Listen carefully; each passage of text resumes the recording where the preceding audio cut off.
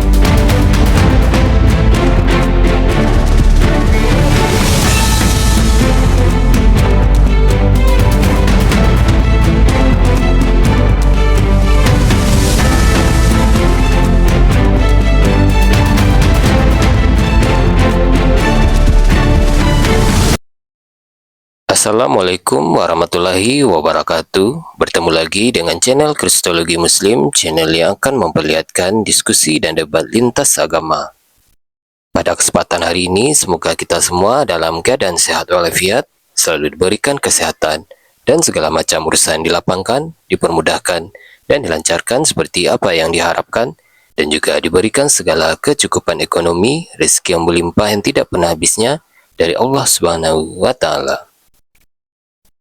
Di video kali ini masih seperti biasa, saya akan memperlihatkan diskusi dan debat lintas agama di mana nantinya apologet Islam dan oknum Kristen akan saling bertanya dan menjelaskan agama masing-masing. Yang mana kita akan bisa menilai mana agama yang benar-benar bisa diterima dan dipahami secara akal pikiran manusia yang berakal. Di video ini juga kita akan melihat diskusi dan debat Unirifa dan apologet Islam lain dengan beberapa oknum Kristen yang mana kita bisa mendapatkan ilmu dan pengetahuan tentang ajaran Islam dan ajaran Kristen. Dan bagaimana berjalannya diskusi ini, apakah akan berjalan tenang dan santun atau malah sebaliknya memanas, di mana biasanya oknum Kristen jika tidak sanggup menjawab pertanyaan dan juga tidak terima ajaran dan isi kitabnya dibahas, mereka akan emosi dan marah, bahkan sampai menghujat pribadi atau ajaran. Nah, daripada penasaran dengan diskusi dan debat ini, mari kita simak saja videonya sekarang. Soalnya pembuktian kalau kitab kamu karangan, di dalam kitabmu itu adanya tuh kira-kira nih. Kira-kira. Masa Tuhan kira-kira? Tuhan kok kira-kira? Tuhan itu memberikan kepastian, bukan kira-kira. Ya, nih contoh nih. Betania terletak dekat Yerusalem, kira-kira 2 mil. Ini kok Tuhan memfirmankan kira-kira? Masa Tuhan nggak tahu berapa tepatnya jumlah jaraknya? Kok Tuhan kayak gitu sih? Kira-kira. Aduh, itu bukan Tuhan, Dek. Nggak mungkin Tuhan itu kira-kira. Masa Tuhan memperkirakan? Iya juga ya. Betul. Ya silahkan kamu pertimbangkan. Iya. Oh ya, satu lagi nih saya tunjukin sama kamu nih ya. Kita akademis ya, kita ilmiah nih. Saya tunjukkan kepada kamu, ini bukan pernyataan umat Islam ya, Dek. Kamu boleh cari di sabda.org. Saya bukan orang yang ingin menyerang agama Kristen. Saya hanya seorang akademisi, banyak belajar dan banyak membaca. Bukti kalau kitab kamu memuat banyak sekali karangan manusia itu diakui oleh Kristen sendiri. Saya tunjukkan kepada Anda bahwa para scholar Kristen sendiri mengatakan bahwa di kitab kamu itu ada dongeng nih. Saya kasih kamu data. Kamu boleh lihat aplikasi Alkitab Sabda ini bukan punya orang Islam. Kamu boleh cek nanti source-nya itu punya siapa. Nih, silakan kamu update nanti di sini. Ini Alkitab Sabda ya. Benar nggak? Kalau kamu nggak percaya sama situs ini boleh, tapi kamu bantah dulu situs ini. Cari tahu dulu kelemahannya kalau ini ditulis orang Islam. Ya, nah Coba kamu lihat di sini arti kata dongeng. Nah, kita baca ya sama-sama ya. Dongeng, kata ini dipakai untuk mengungkapkan suatu cerita yang indah tapi bersifat dibuat-buat. Tuh, itu arti dongeng lah. Nah, dan sering bersifat sindiran yang diberitakan untuk menyampaikan kepada pendengar sesuatu yang bermanfaat meskipun tidak disenangi. Jadi, nah ini nih. Jadi, cerita Yotam tentang pohon raja dalam kitab Hakim pasal 9 nomor 715 dan cerita Yoas tentang rumput duri dan pohon aras dalam 2 Raja-Raja pasal 14 nomor 9 dapat disebut dongeng. Nah, oke, kita buka. Kita buka kitab Hakimnya ya. Nih kita buka nih. Kita klik di sini Hakim pasal 9 nomor 7 sampai 5 ya. 9 pasal 7. Kita buka di ayat yang ini nih. Ya, kita buka di ayat yang ke-8 nih. Ini bukan situs saya, bukan situs Islami, Dek. Adikku ya. Maaf kalau Uni mungkin terlihat menyerang agama kalian. Tidak ada niat sama sekali. Wallah, kami hanya ingin mengajak kalian berpikir. Di sini kalau kita lihat, menurut tafsiran di sini, menurut catatan para scholar Kristen, mari kita lihat menurut ND atau Yerusalem, apapun yang Anda lihat, di sini coba lihat ini. Makna dongengan itu terang sekali. Memang diakui ini sebuah dongeng. Sementara menariknya adalah, Dekku, saya bingung kenapa kok banyak dalam Bible itu isinya dongeng. Sementara adekku yang Uni kasihi karena Allah, semoga Allah memberikan hidayah kepadamu, ya. Kenapa di sini justru Timotius mengajarkan untuk menjauhi dongeng? Ya. Aduh, Al-Qur'an yang kebuka. Sorry. Ya. Di sini kalau Anda lihat, itu kenapa wahyu Tuhan itu nggak mungkin dongeng. Nih. Coba Anda lihat di sini. 1 Timotius ayat keempat, pasal keempat nomor 7 sampai 8. Tetapi jauhilah tahayul dan dongeng. Disuruh menjauhi tahayul dan dongeng. Tapi yang terjadi, Paulus justru menggunakan dongeng nih. Ayat 1 Korintus pasal 10 nomor 4 diakui oleh penafsir kitab ND bahwa Paulus menggunakan dongeng itu sebagai mengandung perlambangan. Maka adikku yang Uni cintai karena Allah, wahai saudara-saudaraku Kristen, dengan penuh kerendahan hati, saya tidak menyerang agama kalian. Saya hanya mencoba menyampaikan apa yang harus saya sampaikan supaya kalian selamat dan tidak salah memilih kitab dan tidak salah bertuhan.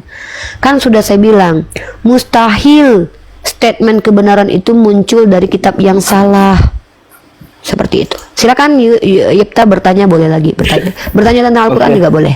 Oke lah Kak, besok saya baca syahadat aja lah biar nggak karangan tadi kitabnya. Waduh, kok cepet banget syahadatnya. Jangan gitu, berpikir dulu deh, buktikan dulu. Jangan, nggak boleh gitu, jangan putus asa begitu. Gini loh, saran Uni, pelajari dulu Bible. Kamu kan ada Bible di rumah? Jangan Uni, langsung gas. Uni gimana sih? Jangan, dia kan harus belajar dulu. Nanti kalau dia masuk ke Islam terus keluar dari Islam malah repot antum. Jangan, kita ini mengajak dia berpikir dulu. Kalau dia sudah berpikir membuktikan, nanti dia sendiri yang akan syahadat tanpa kita. Ya, kan kita itu ini bukan dibuktikan. Islamisasi. Terus kamu percaya gitu? Nggak kamu cari tahu lagi? Ya saya lebih Yaudah syahadat percaya. sekarang aja udah. Yaudah syahadat sekarang aja yuk. Berapa kali? 3 kali ya? Sekali aja. Udah buka kamera dulu. Kok Coba sekali? saya Berarti- typing dulu. Berarti kamu bukan muslim. Kevin, kamu diam Kevin. Kenapa 3 kali syahadat? Siapa bilang syahadat harus 3 kali? Gimana sih? Kok malah, Berarti makanya ya, ajaran Ta, yang muslim itu serius. lain-lain ya. Siapa yang mewajibkan syahadat harus 3 kali?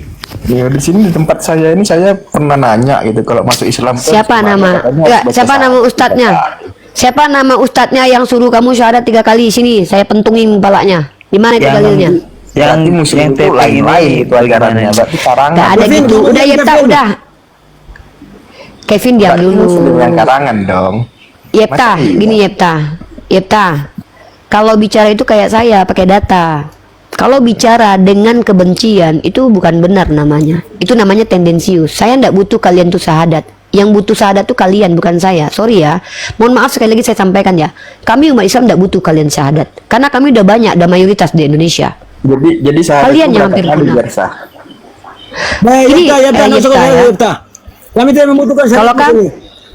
Jadi Yefta ya, kalau kamu betul-betul menerima kebenaran, kamu benar. Kalau kamu menolak kebenaran, sampai mati pun kamu tidak akan pernah jadi Islam. Karena dalam Islam itu, orang yang akan jadi Islam adalah orang-orang yang berakal. Iya, Orang yang saya berakal tuh itu bertanya, ditanda biar sebentar, masuk Islam itu sebentar. syahadat harus berapa kali gitu. Sekali aja. Yepta, Berarti Ya. Ustaz yang di Yepta, tempat saya kami ini di sini ngarang gitu ya. membutuhkan syahadatmu Yepta. Yepta, kau dengar sini Yepta. Kami di sini, kami tidak membutuhkan syahadatmu Yepta. Jangan kau pikir kalau kau bersyahadat kami gembira, nggak ada. Oh, Paham berarti kau kalau kan? misalnya mau syahadat itu harus butuh dari kalian berarti. Udah kalau mau syahadat, enggak, mau syahadat sana aja. Sana di masjid lain aja ya, Yefta ya, kalau mau syahadat ya. Berarti kalau mau syahadat harus butuh kalian gitu ya. Apa sini? Anak kesini nih. Udah, dibawa aja ya, Yepta ya. Jangan framing ya. Udah dibawa aja. Jangan framing. Yefta, dengarkan baik-baik. Ciri-ciri orang sombong adalah menolak kebenaran dan merendahkan orang lain. Dan ciri-ciri orang yang mustahil benar adalah banyak berdusta, sengaja berdusta untuk memuliakan Tuhan. Kamu di sini sudah melihat kenyataan. Kamu menolak kebenaran itu.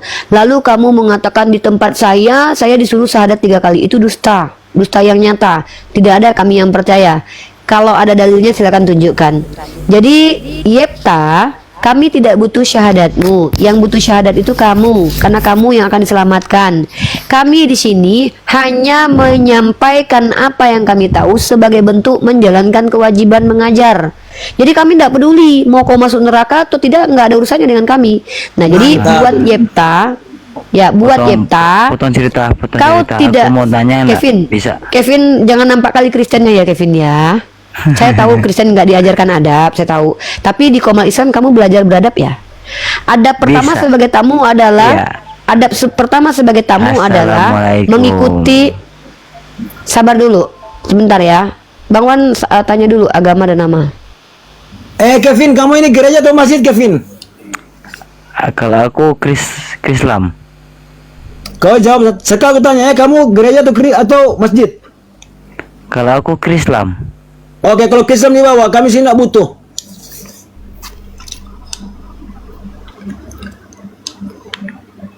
Hanya bagus-bagus ya, bagus-bagus. Islam.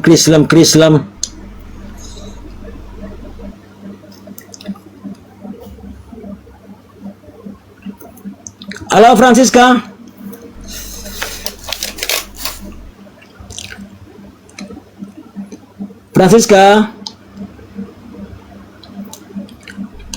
Francisca.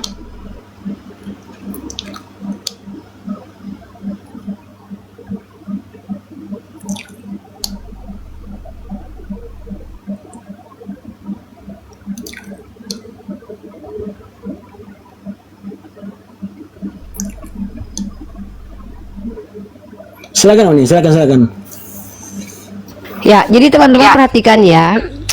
Orang-orang Kristen yang kami kasihi, kita berbeda keyakinan, kami tidak ada kebutuhan Islamisasi karena kami udah mayoritas. Kalian itu yang hampir punah, menuju 6%, 4%, 5%. Kami tidak butuh orang syahadat. Kalian syahadat atau enggak ada kaitannya dengan rezeki kami. Kalian pikir ketika kalian syahadat kami dapat pajero? Enggak dapat apa-apa. Kami itu tidak butuh syahadat kalian, karena syahadat itu kebutuhan kalian. Tapi kami menjalankan tanggung jawab saja sebagai orang yang diizinkan mengajar dan diperintahkan untuk berdakwah. Jadi kalian mau syahadat atau enggak ada urusan dengan kami. Kenapa? Ya kau mau masuk neraka atau masuk surga, emang aku yang tanggung jawab? Enggak lah, enggak ada. Ketika kalian naik di sini, yang kalian dapatkan tuh ilmu dan respect dari kami. Ketika kalian naik ke sini, itu yang kalian dapatkan itu fakta, data, cara berpikir yang normal dan logik. Agama Islam itu bukan agama yang perlu ditawar-tawarkan, tapi agama Islam ini agama pilihan. Makanya para pendakwa itu datang sambil jualan, sambil berbisnis. Islam masuk itu ke Indonesia bukan dengan jajah paksaan dan ditawar-tawarkan dan indomisasi, bukan. Islam datang dengan adanya akhlak para ulama-ulama dari Yaman dan dari Arab, kemudian mereka melakukan pernikahan dan perdagangan, maka banyak orang yang tertarik dengan akhlak mereka. Akhirnya mereka masuk Islam dan kemudian berkembang agama ini dengan pesatnya. Nggak perlu menjajah untuk membuat agama ini tumbuh dan berkembang. Walaupun agama ini pernah ditekan, contoh adanya genosida, adanya inkuisisi Spanyol, agama ini tetap berkembang. Kenapa? Karena sulit, kebenaran itu akan menemukan caranya untuk bersinar, saudaraku. Kristen udah capek-capek ditawarkan dengan jajahan, menjajah, tetap aja beda denom, pecah jadi sekian denom. Kita beda. Kami tidak butuh umat karena kami udah mayoritas, karena kami diajarkan bahwa lebih baik sedikit daripada banyak tapi nggak berkualitas. Buat apa banyak Mbak Buih, mending kami cuma 10 orang tapi berkualitas. Itu yang bisa menggoncang dunia. Terbukti dengan adanya Golden Age, itu tidak banyak orang Islamnya pada waktu itu, sedikit tapi berkualitas. Buat apa banyak? Ya, begitu. Zian. Assalamualaikum. Waalaikumsalam. Masih ya, Bang Zian ya? Iya, alhamdulillah. Ya, ada yang sampaikan? Muslim ya. Mau bertanya sama ini ke Unirifa ini. Boleh ya? Orang Islam bertanya sama saya bayar 200.000 Bang. Ya, itu aturan itu ya, Bang Zian ya. Oh, lewatnya mana? Dan uang 200.000 itu nanti dimasukkan ke dalam program Mesia untuk pembiayaan para apologet. Siap, nggak apa-apa. Lewat. Oke, silakan. Nanti silakan. ditransfer. Boleh masukkan ke rekening, nanti di DM ya. Setelah saya jelaskan nanti jawabannya, nanti saya DM, saya kasih nomor rekening, langsung ditransfer 200.000 satu pertanyaan. Kalau perlu bertanya 10 pertanyaan ya, biar dapat 2 juta. Berapa itu? Kalau Ya, 10 ya. pertanyaan 2 juta ya. Ya, Benar, lumayan benar. untuk apologet.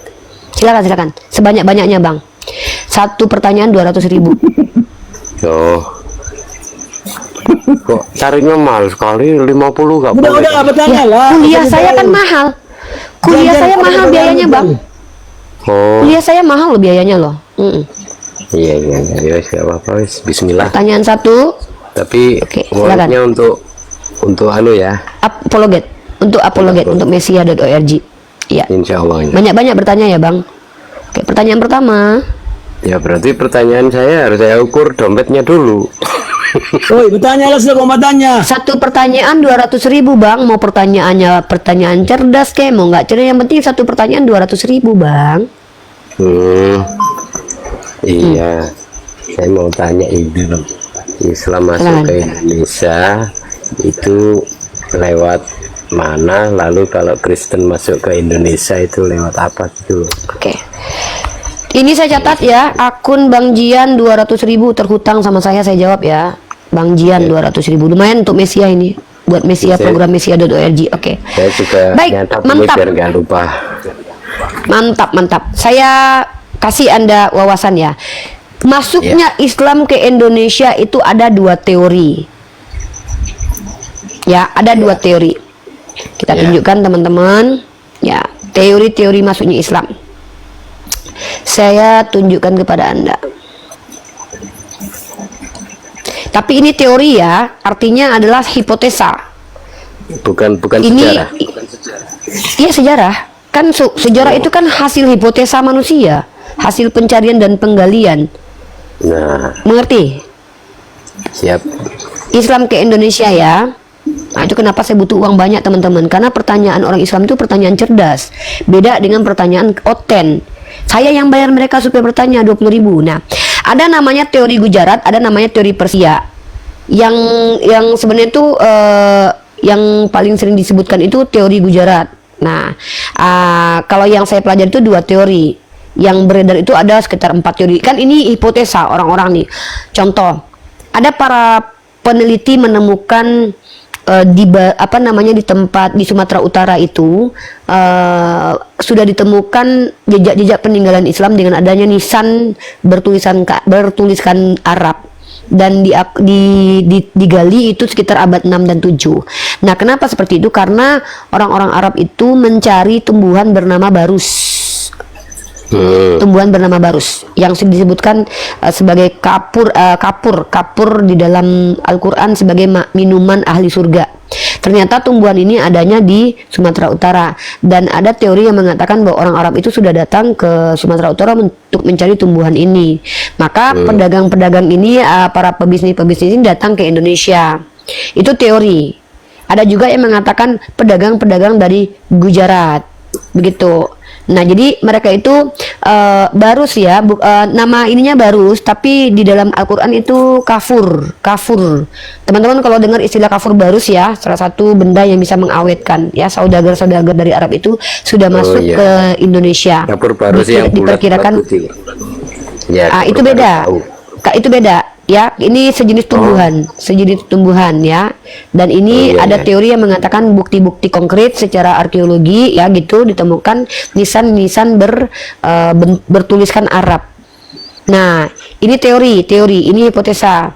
Jadi, tetapi seluruh teori itu menunjukkan bahwa kedatangan Islam di Indonesia itu melulu dengan perdagangan, hubungan sosial, bukan bukan dengan cara memaksa menjajah atau indomisasi ataupun kawinisasi, tapi lebih ke hubungan sosial, perdagangan begitu. Nah, kalau kita lihat teori-teori yang menjelaskan awal mula masuknya Islam itu, teman-teman lihat 4 teori, tapi saya tidak belajar 4 teori ya. Saya pernah baca 2 teori aja, tidak semua saya pelajari. Nah, dari abad ke-7 itu para pembuat teori ini membuktikan bahwa Islam itu sudah masuk ke abad ke-7. Ada juga yang mengatakan masuk ke abad ke-13. Nah, kita presentasikan teori-teorinya karena ini sudah bayar 200.000 ya, maka saya bertanggung jawab di sini. Pertama kita bacakan teori Gujarat. Teori Gujarat ini dikemukakan oleh ilmuwan Belanda bernama J.P.J. Napel dan didukung oleh Christian Horgonye.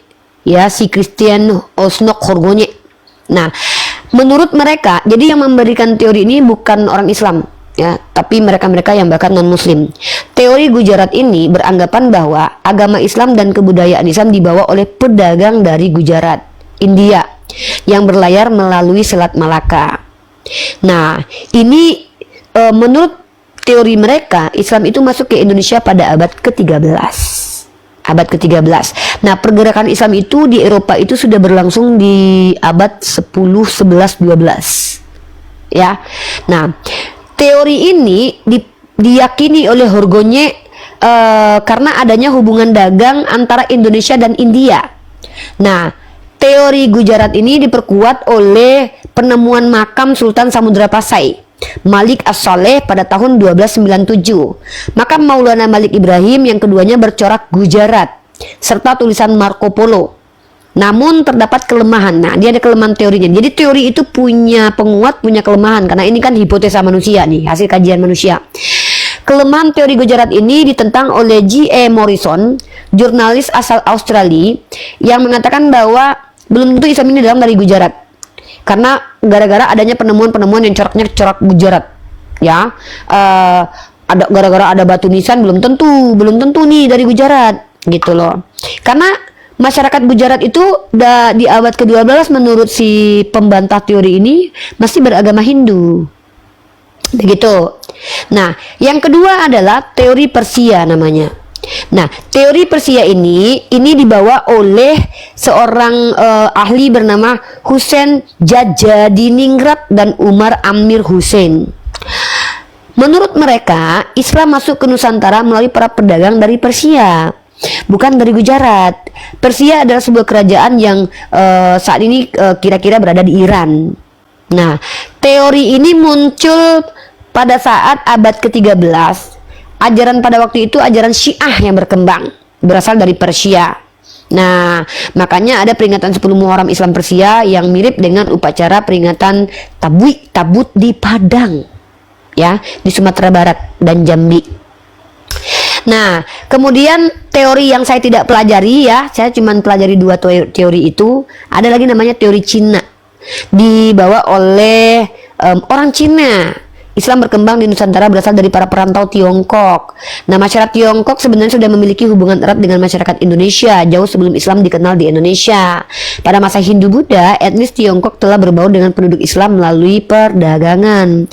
Agama Islam sendiri berkembang di Cina pada masa dinasti Tang, yaitu 618 sampai 900 Masehi, tepat pada saat Rasulullah itu hadir sebagai nabi. Menurut Sumanto Al-Qurtubi, pada masa dinasti Tang di daerah Kanton Zhangzhou, ya, Zhangzhou, Guangzhou di pesisir Cina bagian selatan telah terdapat sejumlah pemukiman Islam. Teori Cina dikuatkan dengan adanya beberapa bukti, yaitu diantaranya Raden Patah atau Raja Demak yang merupakan keturunan Tiongkok, penulisan gelar raja-raja Demak dengan istilah Chinese, dan masjid-masjid yang memiliki arsitektur Tiongkok. Ini hipotesa. Nah, teori Arab, ini teori terakhir yang saya juga nggak terlalu pelajari, tapi saya tahu teori-teori ini adalah pandangan-pandangan para ahli. Masuknya Islam ke Nusantara berikutnya adalah karena teori Arab yang didukung oleh Buya Hamka dan Van Lier. Ya, ini Buya Hamka yang cetuskan. Ya, dalam teori Arab dijelaskan bahwa Islam masuk ke Nusantara pada abad ke-7. Nah, ini agak sedikit mendekati ya. Maksudnya Buya Hamka percaya pada saat sahabat itu sudah masuk Islam ke Indonesia. Begitu. Nah, buktinya apa menurut Buya Hamka? Di Sumatera Utara dikenal salah satu nama Bandar Khalifah, di Samudra Pasai. Mazhab yang terkenal adalah mazhab Syafi'i. Mazhab ini juga dikenal di Arab dengan Mesir pada saat itu. Kemudian bukti lain teori Arab adalah digunakannya gelar Al-Malik pada raja-raja Samudra Pasai, seperti budaya Islam di Mesir gitu ya.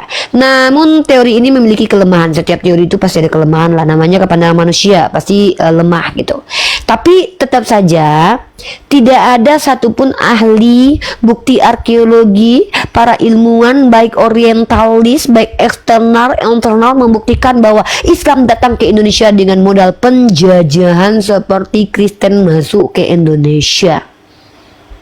Oke, ditransfer 200 ribunya nanti. Pertanyaan selanjutnya 200 ribu kedua, silakan untuk Mesia, boleh? Silakan Pak Jian, pertanyaan kedua.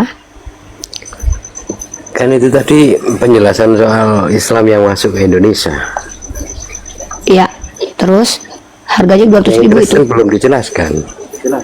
Ya tanyalah, kan satu pertanyaan 200 ribu, pertanyaan kedua 200 ribu, hutangnya 400 ribu, nanti bayar. Kan itu satu paket. Ya pertanyaan, loh nggak bisa, saya nggak bisa didiskon Pak, emang saya perempuan diskonan? Nggak bisa, satu pertanyaan 200 ribu. Satu paket. Waduh, Pak, kan saya bilang orang Islam itu satu pertanyaan 200 ribu, nggak bisa ditawar. Emang saya perempuan diskonan? Enggak lah. Satu pertanyaan dari umat Islam itu 200 ribu Pak Jian. Ini nggak bercanda. Saya bercanda aja serius loh. Saya ketika bercanda aja, kan Rasulullah ajarkan. Saya kadang-kadang teman-teman ketika bercanda itu ada di dalamnya kedustaan. Saya akui pada waktu itu juga dusta, karena itu tidak boleh. Makanya saya bercanda aja serius. Saya bilang orang Islam bertanya satu pertanyaan 200 ribu itu beneran loh. Saya matre loh. Saya perempuan loh, matre itu adalah hakikat perempuan. Mana ada perempuan yang nggak matre? Saya matre. Makanya saya bilang, jangan banyak-banyak perempuan ini berilmu. Mahal kalian bayarnya kalau kami ngajar. Makanya banyaklah pria-pria berilmu, biar gratisan kalau ngajar. Kalau kami nggak mau gratisan ngajar, bayar 200 ribu. Pak Jian, biaya kuliah bukan murah Pak Jian ya. Mahal, belum lagi beli skincare Pak. Biaya kuliah mahal, skincare mahal, biaya makan. Tanya Bang Milo mahal, bayar makan saya. Semua transport pergi pulang, bukan murah. Makan aja ke Singapura, makan siang. Mahal, perempuan mahal. Itu bukan sini, Pak Jian. Di sini ada aturan. Oke Pak Jian ya. Siapa-siapa yang tertawa di sini dikenakan bayaran unia 100 ribu. Kalau Islam. Kalau Islam 100 ribu. Jadi Pak Jian, oke Pak Jian, ditunggu hutangnya 200 ribu Pak Jian. Saya tunggu, nanti saya kirim nomor rekeningnya ya. Saya tidak main-main, saya serius. Nanti saya langsung kirim ya 200 ribu. Nanti saya ada admin nanti dari Mesia yang minta yang kasih nomor rekening. Pak Jian, donasi Pak Jian ini akan kami berikan kepada program Mesia. Program Mesia adalah program pembiayaan para apologet untuk memberikan mereka tunjangan wifi per bulan, tunjangan belajar mengajar, di mana uang ini merata. Misal Pak Jan kasih 200 ribu, ini dinikmati oleh 15 komal, tapi nggak termasuk saya. ya. Jadi Pak Jian, kalau Pak Jian misalkannya berkontribusi memberikan uang 200.000 kepada para mesia, ini sama saja teman-teman para mesia kontributor memberikan sumbangsih pembiayaan wifi kepada para apologet. Alhamdulillah teman-teman, bulan kemarin iya. Pak Jian, terima kasih atas pertanyaannya. Semoga Pak Jian tidak terpaksa ya, tidak ada paksaan ya. Kita nggak ngerampok, jadi nggak ada paksaan ya. Enggak. Tapi Masya Allah. Justru saya senang ya apabila banyak donasi-donasi yang masuk. Masya Allah, tabarakallah. Sehingga bisa berkembang ini masalah. Pak Jian, edukasi. izin. Pak Jian kalau ingin melihat program kami, Pak Jian boleh lihat di situs saya, mesia.org ya. Ini situsnya. Saya ajarkan Pak Jian untuk meng-cross-check uangnya kemana, dari mana, itu bisa dilihat ya. Transparansi, Nanti kita mengedepankan transparansi. di DM aja itu. Nggak, sekalian aja nih saya tunjukin caranya. Teman-teman yang ingin melihat berjalannya program Mesia, silakan masuk di situs saya, di situs kami ya, bukan di situs saya ya, di situs kami. Iya. Bentar. Bentar aku ketiknya ini. Gimana tadi itu Mbak? Ini namanya program ini, mesia.org. Di sini Pak Jian dapat ilmu pengetahuan gratis, itu tentang perbandingan agama. Pak Jian boleh baca untuk materi berdebat dengan Oten, menjawab syubhat. Di sini ada, ini saya yang tulis ya Pak Jian dengan beberapa teman-teman lainnya, dan materi diskusi sudah saya bagikan di sini nih. Nah, untuk program Mesia, teman-teman klik di tentang kami. Klik tentang kami ini. Nah, jadi kami sudah punya program tahunan dan program bulanan. Nah, program tahunan kami namanya ini di sini nih.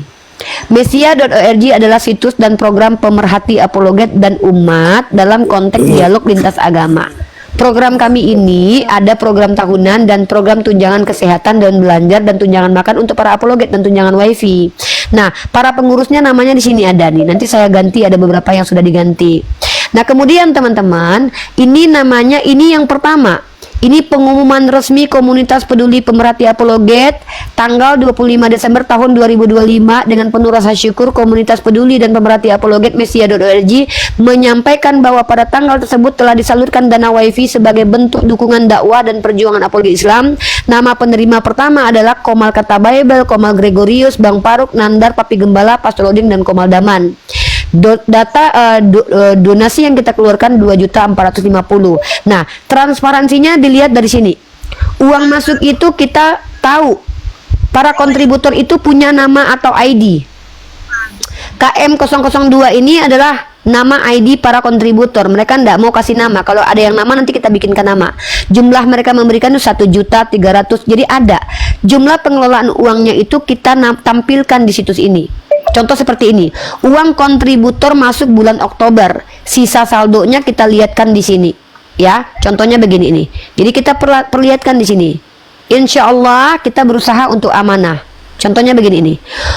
Ini ya teman-teman ya. Jadi total uang kita misalnya 8 juta dikeluarkan untuk pembiayaan apologet. Nanti saldonya kita buatkan. Nah, dan untuk 2 bulan belakangan ini insya Allah akan update segera, karena kemarin admin kita lagi ini ya, karena situs kita sedang dirombak, diperbaiki. Kita akan ada program-program mutakhir ya, dimana nanti pengawasan keuangan kita akan menggunakan sistem blockchain. Jadi uang kita para mesia ini dipantau oleh seluruh umat manusia. Jadi kalian tahu saldonya mesia berapa. Iya, jadi ketika Pak Jian masukin uangnya 200.000 ke program Mesia, Pak Jian tahu uang itu kemana larinya. Wah, ini saya nih, nomor KM saya KM sekian-sekian. Dari nomor, nanti kita akan ambil nomor ID-nya dari nomor WhatsApp, di belakangnya 4 angka.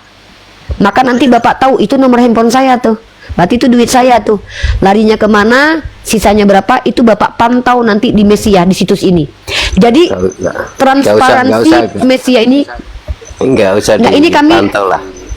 Iya. Bukan, ini kenapa kami sampaikan, karena kekecewaan kita terhadap orang-orang seperti contoh kemarin tuh Menteri Agama kita, dana haji diembat. Kita nggak mau kayak gitu, ya. Kita nggak mau gitu ya. Kalau berbau-bau uang ini, manusia gadis mungil seperti saya ini bisa berubah, Pak. Kalau sudah ada uang di tangan, gadis mungil, Bang Wan, gadis mungil.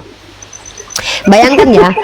Orang seberagama Gus aja, Gus gelarnya loh ya, yang ilmu agamanya pasti lebih hebat daripada saya loh, masih mampu mengkorupsi uang haji loh guys. Apalagi perempuan yang gampang terpengaruh tas Hermes kayak saya ini, bahaya. Kalau Makanya saya kalau ditunda uangnya ini masih hajinya.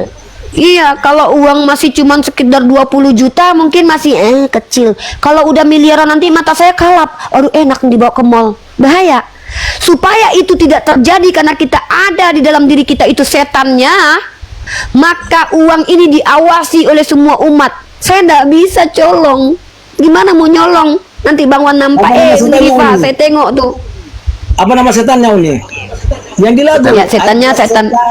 Setan gepeng. Ya, Setan gepeng. ya ada. Jadi supaya menghindari para oknum-oknum yang tadinya dakwah niat karena Allah, tapi pas lihat di dalam rekening ada uang 100 juta, boleh dong diselebeo. Supaya itu tidak terjadi, maka uang ini diawasi oleh umat. Bagaimana umat mengawasinya? Dengan adanya program dan juga adanya sistem. Salah satu sistemnya adalah apa? Nanti uang ini akan diawasi teman-teman di handphonenya masing-masing, tinggal klik delete, diklik mesia.id. Saya tengok, wow, tahun kemarin Mesia ini jumlah masuk 100 juta nih. Kenapa tinggal 95 juta nih? Kemana duit 5 juta nih? Atau ada pun data-data pengeluaran nih.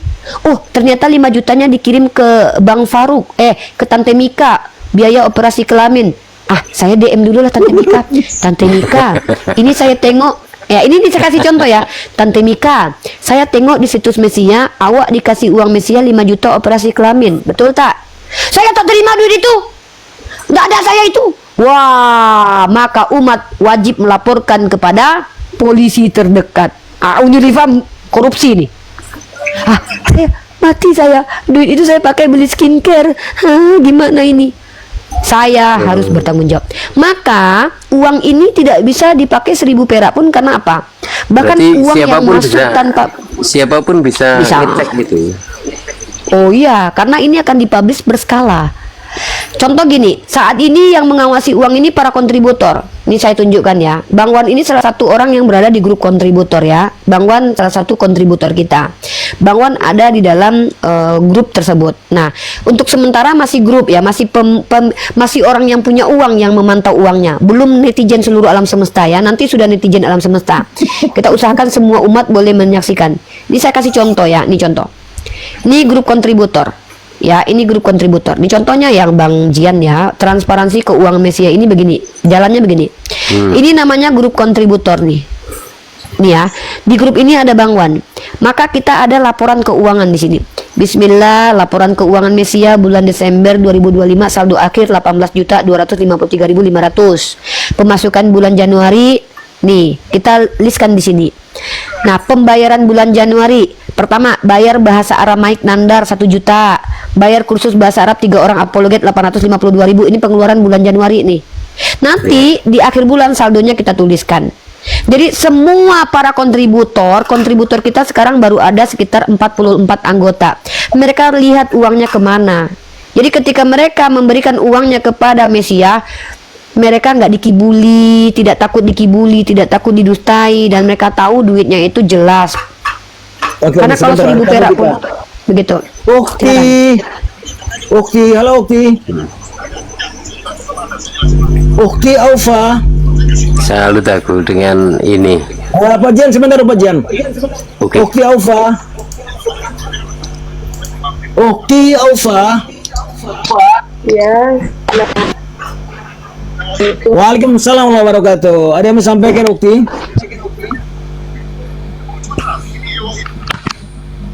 Ukti. ya, Begini Ukti, kalau ada yang mau sampaikan silakan sampaikan. Izin bentar, saya ke toilet. Saya ingin bertanya dengan Unirifa. Satu pertanyaan bayar 200.000. Kalau ketawa dikenakan cas 50.000.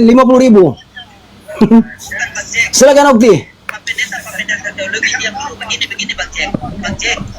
Ukti. Ya Allah Tuhan. Sudah imbang, imannya sudah imbang. Dia posisi Kristen tapi sementara sekarang Anda dengar dulu. Ya, berikan dia pemahaman. Kalau dia tidak mengerti, Teman-teman Islam, jangan dulu buat permintaan teman-temannya. silakan dia jelaskan. Nanti ada sesi untuk teman-teman Islam. Kita utamakan dulu teman-teman kita daripada Kristen. Jadi di sini untuk orang Islam yang naik ke Komal ini, ke Rom ini, yang ingin bertanya dengan Uniriva dikenakan biaya 200.000.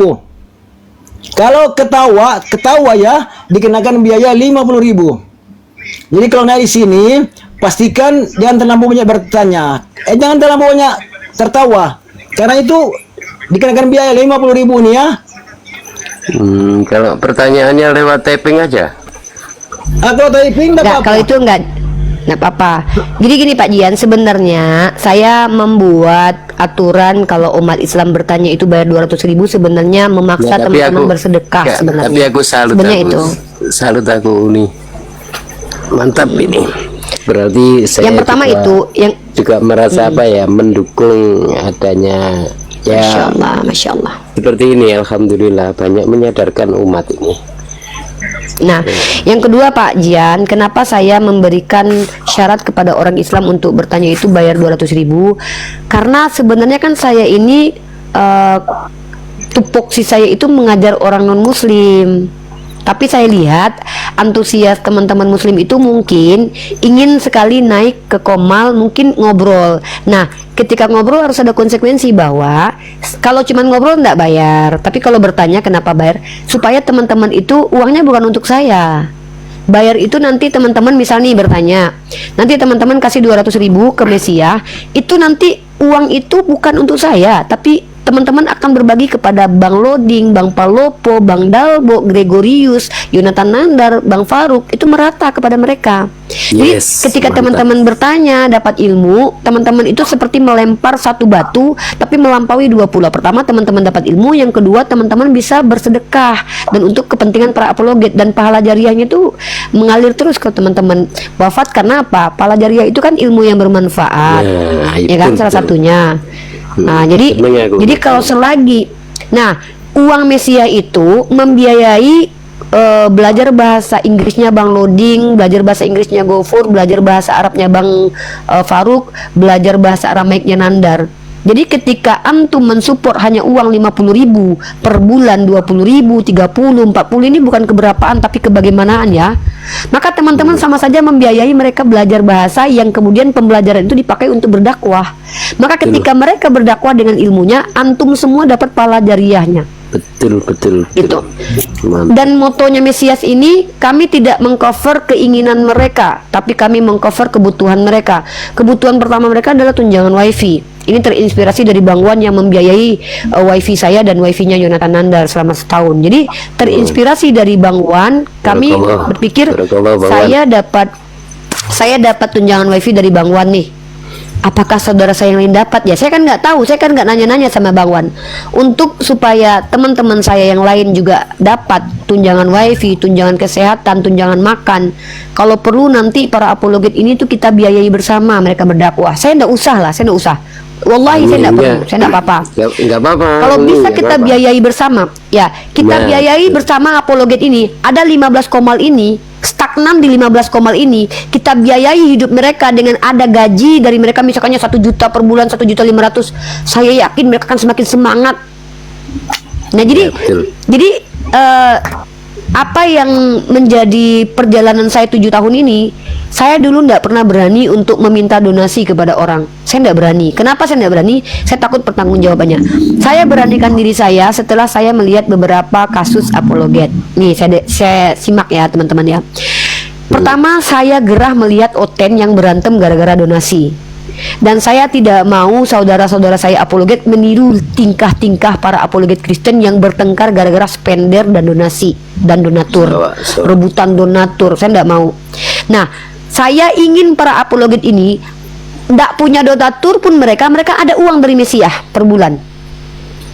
Yang punya donatur nggak menikmati sendiri. Akhirnya tidak ada kecemburuan sosial, merata semua. Coba Itu perhatikan Edi gimana? sama Rudi Yohanes berantem gara-gara donatur. Mantap. Nah, inilah kenapa Cerdas. program Mesia ini ada. Nah, Yes. karena saya tahu para kontributor ini, orang-orang kaya ini kan orang-orang yang nggak mau dikibuli. Banyak spender-spender atau donatur itu yang telepon saya, itu mereka tuh ngomong begini, Uni, siapa itu kira-kira kalau dikasih uang gimana? Loh, saya nggak tahu orang, jangan tanya saya.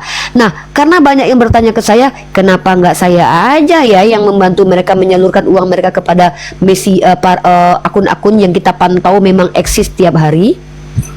Saya bentuk tim. Tim ini ada 7 orang netizen yang solid dari 5 tahun lalu. Mereka ini sudah jadi netizen apologet dan mereka hafal semua Komal tuh. Salah satunya nama akunnya Andi Cebi Cha. Nah, mereka ini Bang Teku. Mereka ini orang-orang yang nggak pernah punya kepentingan untuk naik di Komal-Komal, bukan orang-orang yang cari eksis dan cari uang, saya lihat. Maka mereka dipastikan bukan orang miskin. Jadi para pengurus ini syaratnya jangan miskin, karena kalau miskin bahaya. Kalau mereka lapar nanti mereka jadi pengurus, mereka tidak nanti uang. Nggak bisa. Nah, ternyata para pengurus Mesia ini orang-orang yang juga kontributor, seperti saudari Cha. Cha itu kasih 1 juta sebulan untuk Mesia.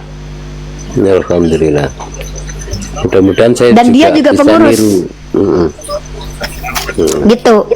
Nah, buat teman-teman, maaf karena kita lagi nggak minta nomor rekening, tolong teman-teman kalau mau jadi kontributor itu lapor ke saya dan teman-teman pengurus ya. Pengurus kita itu ada Nona Cebi, ada Bang Riza. Riza ini salah satu pengurus Mesia. Bang Riza naik dulu Bang Riza. Ambil tanggung jawab dulu Bang Riza ya. Biar masuk surganya bareng-bareng Bang Riza. Jangan enak-enak aja. Jangan saya aja yang enak-enak masuk surga. Bang Riza juga harus ikut masuk surga. Nah, ini salah satu ini salah satu pengurus Mesia. Teman-teman boleh DM beliau. DM beliau itu nanya, Bang minta WA grup untuk Mesia. Nanti Bang Riza nanti belum masuk di grup kontributor.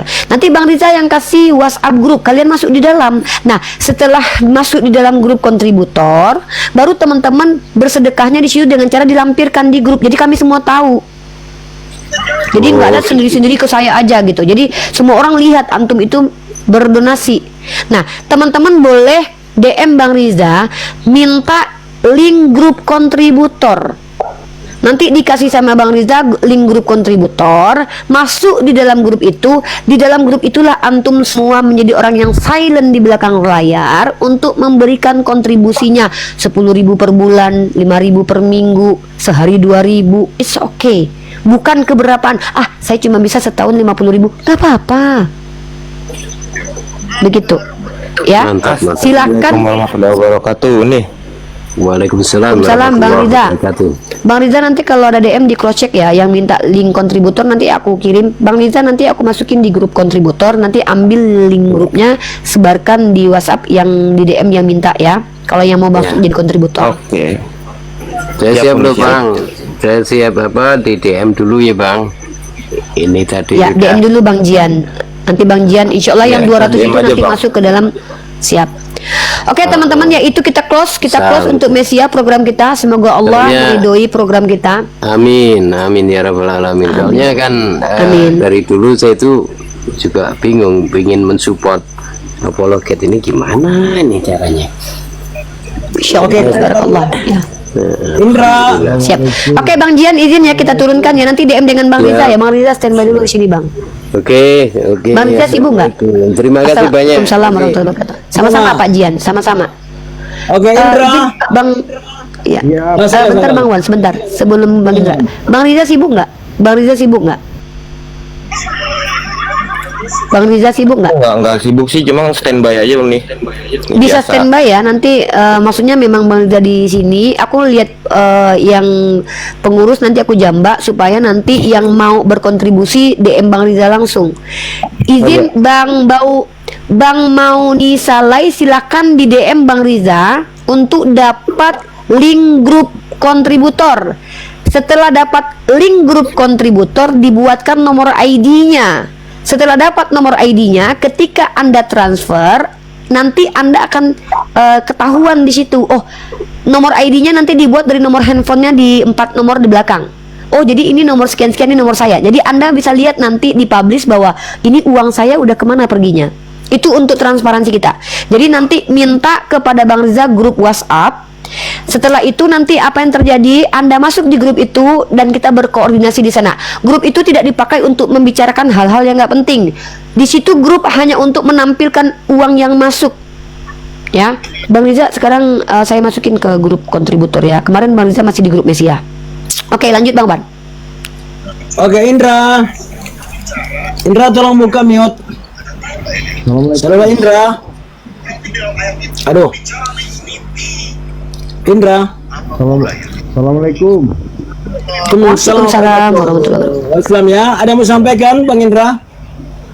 Sudah saya cukup jelas tadi dari Uni. Hah? Coba Indra kasih dekat suaramu dengan handphone itu. Suaranya kencang kan? Sudah cukup jelas tadi dari Uni. Sudah cukup jelas dari Uni. Oh, baik. Oke, nanti Bang Indra kalau mau bergabung dengan Mesias, tadi tolong DM ke Uni ya. Iya, Ke Bang Riza. Bang Riza. Ini Bang Indra kalau mau untuk berkontribusi, tolong DM ke Bang Riza. Oke Bang Indra. Langsung saya DM. Baik. Terima kasih Bang Indra ya. Assalamualaikum. Ya, izin turun ya. Assalamualaikum. Waalaikumsalam warahmatullahi wabarakatuh. Bang Riza admin ya sekarang ya di grup.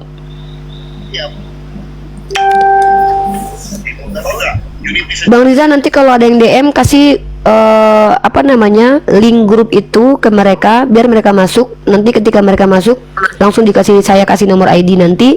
Nah biarkan mereka di situ standby, dan mau mereka donasinya besok, mau donasinya kapan-kapan itu terserah mereka lah lagi. Ya terserah mereka nanti. Jadi penghubung aja antara kontributor sama yang good. Kita semua cuman penghubung doang kok Bang. Buat saya yang terbaik nih, kalau kontributor masih on terus. Kecuali kalau kontributor macam sudah begini-begini dan dia punya income berkurang, baru nanti paus turun. Aman. Kalau Aman, Bang Wan. Selesai itu. Kita nih punya orang belakang yang kuat lah, insya Allah. Silakan. Buat teman-teman Kristen kita lanjut diskusinya. Dan teman-teman, insya Allah ada salah satu calon apologet yang kita akan kuliahkan, biaya semesternya sudah ada, uangnya di Mesia. Tapi kita lagi menunggu konsistensi beliau, namanya Goldian. Kalau Goldian dalam sebulan atau dalam minggu ini tidak tampil menjadi apologet, maka kita tarik rencana untuk membiayai kuliahnya Goldian. Akan kita berikan kepada apologet yang eksis, yang konsisten dan istiqomah. Contoh, mungkin kita akan biayai Bang Faruk mungkin untuk kuliah, atau mungkin kita ganti menjadi. Ada pertanyaan di komen di bawah itu. Jaki batubara grup apa itu kakak? Jaki itu grup Mesia. Grup Mesia ini dibuat untuk mengumpulkan donasi-donasi dari para kontributor dalam rangka membantu para apologet, terutama membayar wifi dan sebagainya. Jadi kalau Jaki mau bergabung, DM saja dengan itu Bang Rizal ya, add beliau, kemudian DM saja dengan beliau ya. Teruskan nih. Ya, gitu ya teman-teman. Dan teman-teman, karena kekecewaan kita bersama terhadap tokoh beragama yang bahkan seseorang bergelar Gus, petinggi organisasi, orang yang kita tahu ya pasti beragama lah ya, karena dia menteri agama ya, bahkan sekelas dia menilap uang haji. Saya tahu kekhawatiran kita kalau masalah doku, maka kami mengedepankan transparansi. Insya Allah kalau uangnya masih sekitar ini, masih ya kita anggap masih kecil lah, bisa dihandle. Kalau seandainya udah banyak, nanti kita ada bikin sistem. Sistem ini dibuat oleh salah satu programmer yang luar biasa, dengan nanti Anda semua bisa cek uangnya melalui aplikasi. Insya Allah ya, itu ke depan. Itu program kita, karena kita juga harus memanfaatkan teknologi untuk menunjukkan kepercayaan, tidak mengkhianati kepercayaan publik ya, kita transparan gitu. Oke. Yang non muslim silakan bertanya. Kita lanjut materi tentang kritik teks. Saya kasih materi. Kita masih masih standby Bang Riza sebagai salah satu pengurus dari Mesia. Bang Riza, teman-teman perkenalkan, Bang Riza ini adalah salah satu netizen TikTok sejak mula-mula, gereja mula-mula ya. Sejak TikTok dibuka dia udah standby. Sejak saya pertama sekali buka live streaming dia udah ada, dan konsisten masih hadir sampai detik ini menonton. Artinya dia adalah orang yang kalau mungkin boleh dikatakan awal bapak-bapak gereja mula-mula, dialah dia orangnya. Dan dia tidak ada kepentingan selama ini, nggak pernah naik-naik di Komal, tidak terlibat dengan sengketa dan apapun. Tetapi dia termasuk orang yang kalaupun paling komentarnya cuman ketawa-ketawa di bawah, dan dia bukan hanya di akun saya aja, tapi merata di semua akun apologet. Bahkan dia mungkin kenal nih Bang Pelopo itu siapa, apakah CEO yang menyamar, dia tahu itu karena dia udah nontonin para apologet dari zaman dulu sampai sekarang. Ya, itu kenapa kita daulat beliau menjadi salah satu pengurus. Beliau nggak ada kepentingan, artinya kalaupun untuk ini nggak ada keuntungan bagi dia untuk ikut di dunia di dalam pengurusan itu, nggak ada keuntungan bagi dia lah, malah nyusahin dia mungkin ya, malah beliau susah mungkin kalau jadi ini pengurus, kecuali ada untungnya kan, bolehlah. Ya, sekali lagi saya katakan para pengurus itu tidak digaji teman-teman ya. Pengurus itu adalah orang-orang yang memang berniat untuk mensupport dengan caranya. Apa caranya?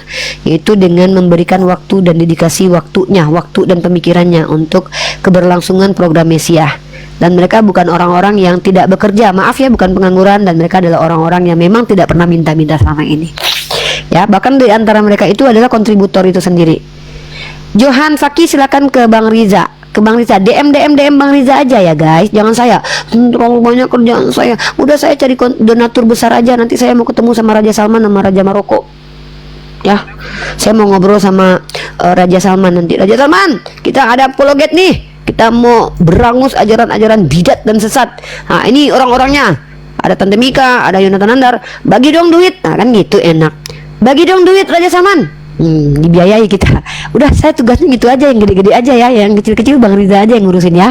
Maaf nih bukan sombong nih, tapi kan maksudnya biar saya juga terbang melesat gitu loh. Cari donatur nggak tanggung-tanggung guys, Raja Arab guys. Masa kita kalah sama Edis guys? Edis menghujat dapat 6 miliar setahun. Masa kita membiayai pendidikan orang cuma 20 juta setahun? Aduh sedih saya. Sedih sekali. Edis menghujat 6 miliar. Kristen minoritas lagi di Indonesia. Ini Islam mayoritas di Indonesia. Masa membiayai Yonatan Andar bahasa Aramaik cuma 20 juta setahun?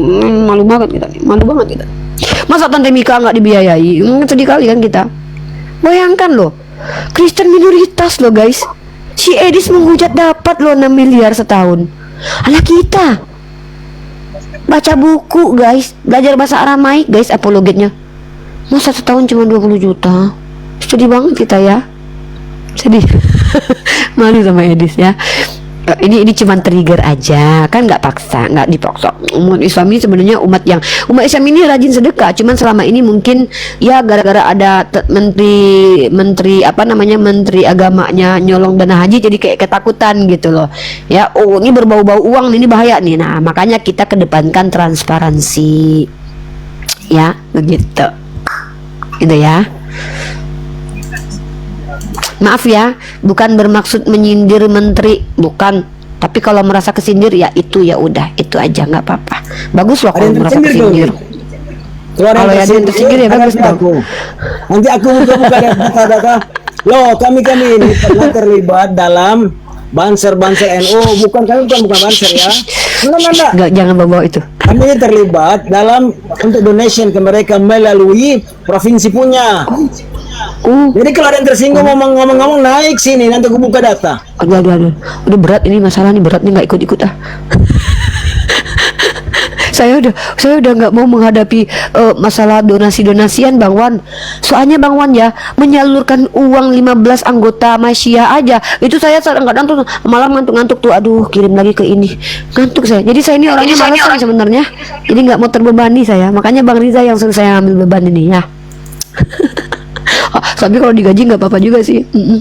Ini udah nggak digaji, capek lagi, dituduh koruptor lagi, masuk penjara, masuk neraka jahanam. Aduh, rugi banget ya hidup kita ya. Kita nggak mau gitu, kita mau tenang hidup kita mau tenang, mau aman, mau nyaman. Wal amilina 'alaiha. Ya boleh dong ambil. Amil pekerja, amil tuh pegawai. Oh enggak, saya janganlah, saya soalnya masih banyak uang kemarin masih banyak uang. Bang Wan, tenang Bang Wan. Kurang asam betul. Gimana saya nih layak mendapatkan sedekah? Maaf, saya bukan sombong ya. Saya ini nggak pantas dapat sedekah. Orang sarapan paginya ya durian mama pisang nih, musangking. Gimana? Nggak layak saya. Nggak layak saya ini dapat sedekah teman-teman. Orang Uni aku jujur Uni. Aku tengok Uni punya pipi ini kan mengembang. Baru tambah cantik Uni, tambah muda, tambah cantik lagi. Masya Allah. Serius, muda guys. Saya akhiri diskusi dan debat para apologet Islam yang telah memberikan kita ilmu dan pengetahuan tentang ajaran Islam dan ajaran Kristen. Semoga ilmu yang kita dapat dari diskusi dan debat ini dapat membentengi kita dari permutatan, yang mana pada saat sekarang banyaknya misionaris-misionaris mencari muslim yang awam untuk dimurtadkan. Saya akhiri video ini. Terima kasih kepada saudara-saudari muslim semua yang telah mengikuti diskusi ini sampai habis. Sampai ketemu lagi dan nantikan video-video diskusi dan debat apologet Islam selanjutnya. Assalamualaikum warahmatullahi wabarakatuh.